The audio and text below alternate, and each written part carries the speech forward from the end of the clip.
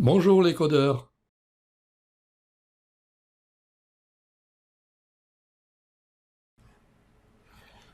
À l'issue de ce tuto, nous aurons codé l'infrastructure.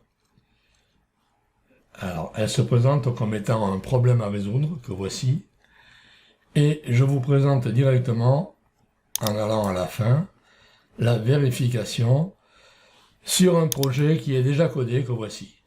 Alors, nous reprenons le graphe, le même graphe que nous avons traité la dernière fois. Et on prend ici, au niveau de la vérification, tous les points, un par un. Donc, le premier, chacun des nodes est inactif lorsque sa checkbox est décochée. Alors, si, par exemple, je décoche ici, sa couleur devient gris, ce qui signifie qu'il est inactif. Si je décoche ici, celui-ci est inactif, etc. Donc, je les réactive. Voilà. Le point numéro 2. Histo ou signaux est inactif lorsque sa checkbox est cochée, mais aussi que toutes les cases de ses paramètres sont décochées. Nous allons prendre histo. La case ici est cochée, mais tous ces signaux ici, il n'y en a qu'un qui est coché. Je vais le décocher. Et voilà, donc le node devient inactif. Il suffit de cocher une case, n'importe laquelle, pour le réactiver. Et on fait la même chose avec signaux. Donc pareil, on a une case, si je la retire, le node se désactive. Si j'en mets une, n'importe laquelle, ou plusieurs, il se réactive. Le point numéro 3, chacun des nodes, autre que générateur, est inactif lorsque sa checkbox est cochée, mais aussi que tous ses paramètres signal actifs sont décochés. Alors, prenons par exemple celui-ci, la case est cochée, il est actif, mais si je décoche ici le signal actif, voilà, il se désactive. Si je le coche à nouveau, il s'active. Faisons la même chose ici, nous avons un signal actif ici, un signal actif ici, un signal actif ici. Si les trois sont décochés, à ce moment-là, le node se désactive. Et voilà. Donc, je le réactive en cochant au moins une case. Le point 4. Il s'agit des edges. Un edge relié au moins à un node inactif est inactif. Alors, nous allons désactiver celui-ci, par exemple, et nous apercevoir que cet edge ainsi que celui-ci sont devenus inactifs. La couleur, et celui-ci aussi d'ailleurs. La couleur est passée au gris. Donc, pareil ici. Idem ici. Voilà, je réactive. Le point numéro 5. Un node est inactif si chacune de ses entrées est vide ou connectée à un edge inactif. Sauf les générateurs, évidemment, puisqu'ils n'ont pas d'entrée. Alors, prenons le MACD qui est ici. Voilà. Et, pour l'instant, il est actif. Je retire l'edge qui est en entrée. Suppression. Oui. Et il passe inactif. OK. Bon, je vais le remettre. Et cette fois-ci, je ne le retire pas, mais je le désactive en désactivant le node en amont. Voilà, donc le edge est désactivé, et du coup, le node qui est ici, le MACD, est désactivé. Et par conséquent, l'edge qui est en sortie est désactivé, les deux edges en sortie sont désactivés, et par conséquent, le plot qui est ici est désactivé aussi, à cause de l'edge. Par contre, celui-ci n'est pas désactivé, car il a encore des entrées actives.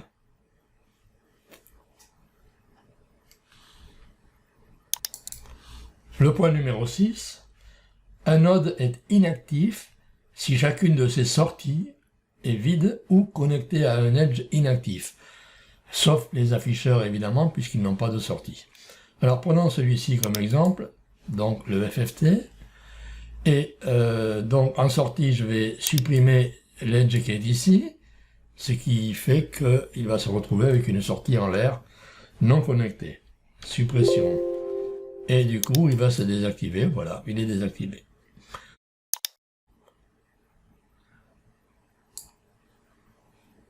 Mais cette fois-ci, je ne vais pas supprimer l'edge, je vais le désactiver en désactivant ce node. Donc je désactive ce node, l'edge est désactivé, et du coup, ben, le FFT, celui-ci, est désactivé aussi. Le point numéro 7, lorsqu'on ajoute un node, on va rajouter ici, il est nécessairement inactif. Effectivement, il est inactif, c'est logique. Ni l'entrée ni la sortie n'est connectée, et ce, quel que soit le type de node. Je le supprime. Le point numéro 8, lorsqu'on supprime un node, l'infrastructure est recalculée. Alors on va supprimer celui-ci par exemple, suppression. Automatiquement les edges vont être supprimés aussi, vous voyez, un node et deux edges, et du coup les edges, les nodes en amont et en aval vont être inactifs. Voilà, ils sont inactifs. Je le rétablis avec un Do. Point numéro 9, lorsqu'on ajoute un edge, l'infrastructure est recalculée. Alors, on va par exemple désactiver ce node, et ici, celui-ci est désactivé par voie de conséquence. Je vais mettre un edge à l'entrée, par exemple depuis ici, et voilà. Donc du coup, ce node se réactive. Je rétablis, il va se désactiver, voilà. Le point numéro 10, lorsqu'on supprime un edge, l'infrastructure est recalculée. Alors, supprimons par exemple celui-ci. Oui, effectivement, l'infrastructure est recalculée en désactivant ces trois nodes. Donc je rétablis. Voilà. Le point numéro 11. Lorsqu'on crée un court-circuit, l'infrastructure est recalculée. On va par exemple court-circuiter celui-ci. Voilà. Donc, effectivement, on a un court-circuit et le node est devenu inactif. Je vais le reconnecter. Il est réactivé.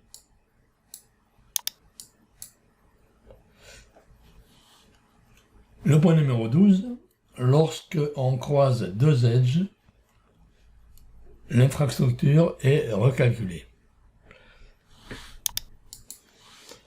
Prenons par exemple ces deux edges, je vais pousser un peu ça, que je sélectionne et que je croise.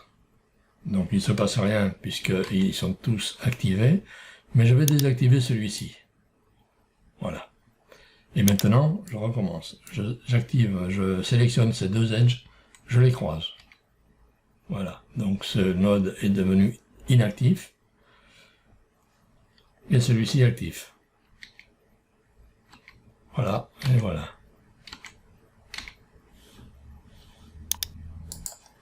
Nous allons donc coder tout ça pour atteindre cet objectif.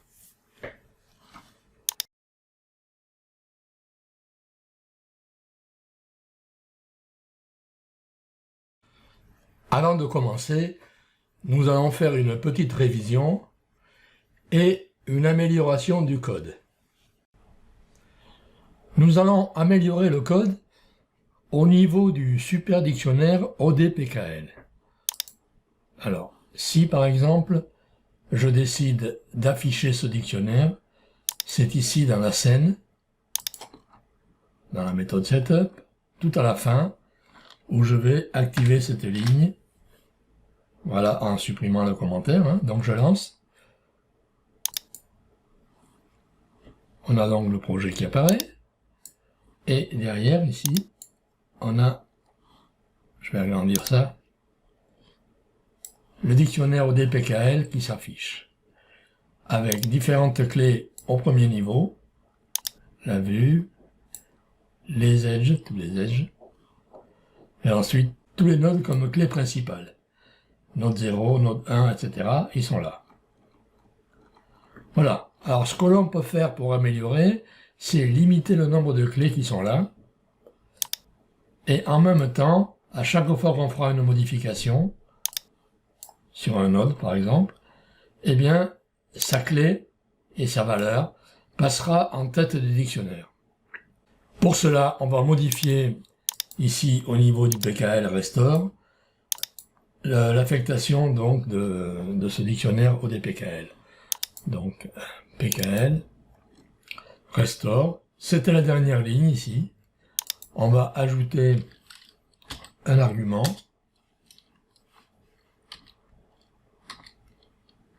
MapScale. On va mettre 500 ou 400 ou 200 par exemple, peu importe. Voilà.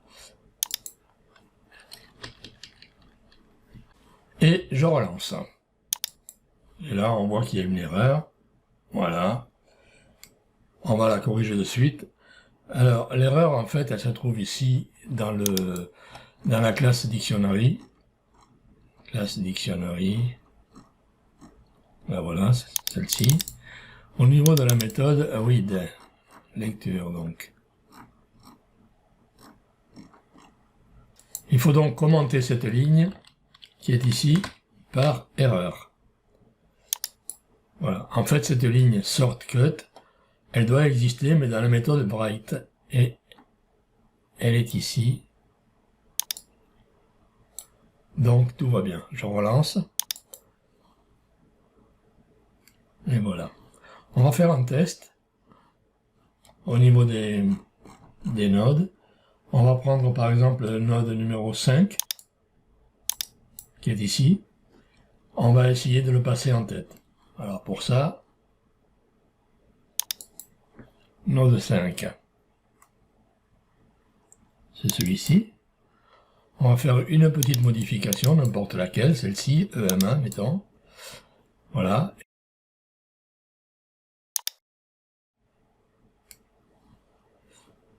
Et derrière, je vois que node 5 est passé en tête.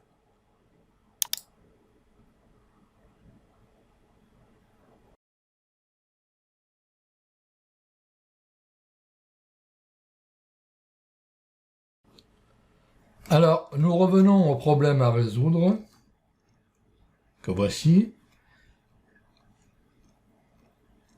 en exécutant deux choses. Donc ici, à faire dans l'ordre.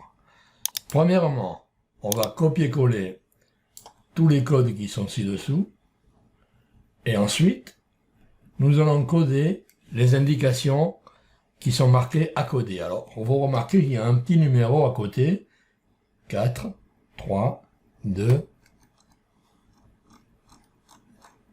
et ça va jusqu'à 6. 5, 6. Le numéro 1 est ici. Il y a 3 méthodes à coder. Donc, je reprends. D'abord, copier-coller les codes ci-dessous. Moi, je le fais de mon côté. Vous faites de même. Voilà. Maintenant que tout le code ci-dessous a été implémenté, on va lancer le projet pour s'apercevoir que les 3 générateurs, histo, signaux et aléatoires, sont inactifs. Alors que, pourtant il y a des cases qui sont cochées ici, alors qu'ils devraient être actifs. Alors pour ça, il faut coder le point numéro 1, qui est ici. C'est donc une surcharge de la méthode getState. On va aller donc dans histo.py, dans aléatoire.py et dans signaux.py pour ajouter cette méthode. Je le fais de mon côté et je reviens après ça. Voilà, j'ai codé getState dans ces trois classes, dans aléatoire ici, dans histo et dans signaux. Je lance le projet et cette fois-ci, les trois nodes sont actifs. Histo, si je retire la case, il passe inactif. Si j'en coche une, n'importe laquelle, il reste actif. Pareil pour signaux. Voilà, ça devient inactif. Si j'en mets une ou plusieurs, il passe actif.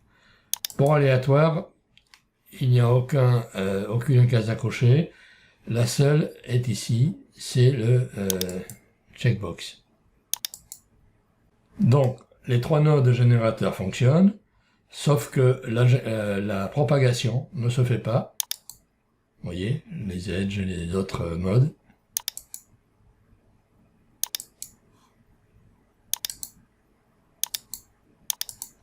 Voilà, la propagation ne se fait pas.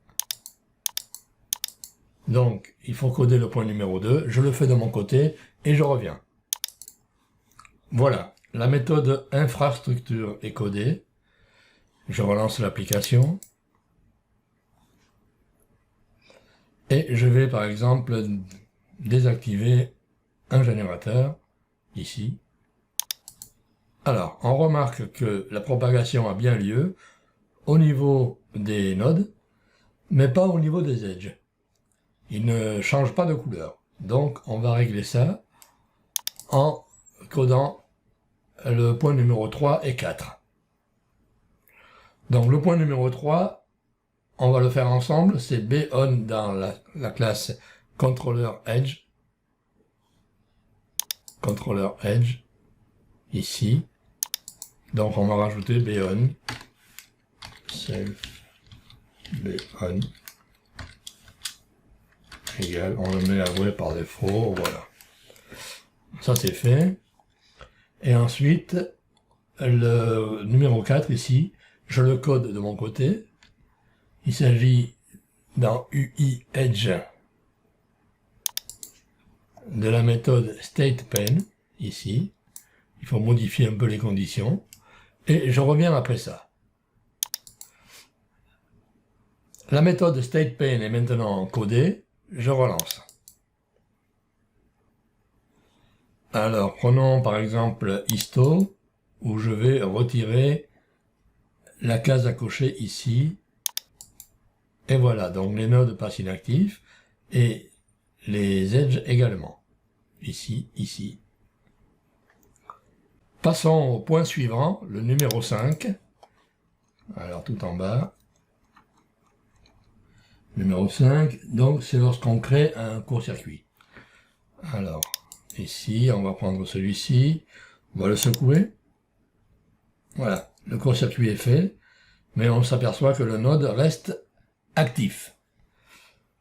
Alors, effectivement, si je relance l'application, il va être inactif. Voilà, c'est normal. Mais au moment où on crée le court-circuit, il aurait dû changer et il ne l'a pas fait. Donc, je code le point numéro 5 et je reviens. Voilà, j'ai fait ma modification numéro 5 en cet endroit et je relance l'application. Alors, on va rétablir ceci. Je relance par sécurité.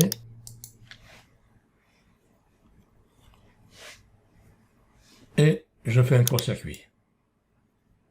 Voilà. Et le node est passé inactif, c'est parfait. Il nous reste à voir le point numéro 6, le croisement de deux edges. Alors, je vais désactiver les trois nodes du bas, je vais sélectionner ces deux edges et les croiser. Alors, normalement, on doit avoir ici une permutation d'état entre ces deux nodes. Je croise. Ça ne fonctionne pas. Celui-ci aurait dû passer inactif et celui-ci actif. Que je croise ou décroise, ça ne change pas. Donc, je vais corriger ça en codant le point numéro 6 et je reviens. Je reviens, donc c'est cette méthode ici, cross edge, qu'il fallait modifier. Je relance l'application. Voilà, donc on a les 3 nodes du bas désactivés. Je vais sélectionner comme tout à l'heure ces 2 edges et les croiser. On doit avoir une permutation d'état ici. Je croise. Ok, ça fonctionne. Je recommence. Voilà, ça marche.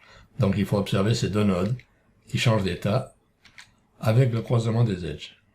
Alors, à vous de jouer. Bon courage et bon coding. Je vous remercie de votre attention.